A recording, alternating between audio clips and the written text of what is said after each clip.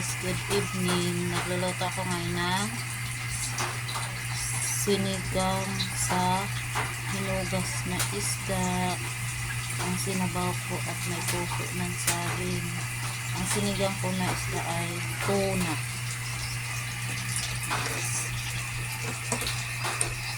Puso ng saging. Tapos ito, ayan. Aling tuna guys, ilalagay ko siya parang peraso. Sinigang sa puso ng saging. Ayan guys,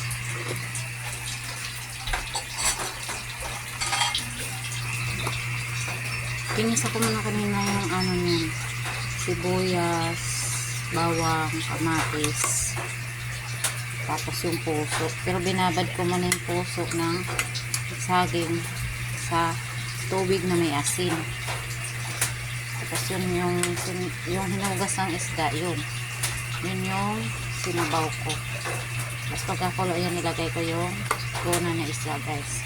Kaya ang tawag nito, sinigang sa puso ng saging na ang sinabaw ay hinugas sa bigas.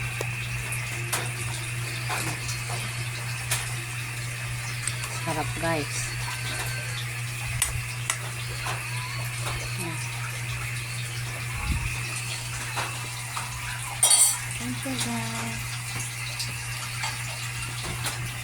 Sinigang sa puso ng saging. Ang pinangsabaw ay sa hinugas na bigas. Ayan guys, talaga na yan.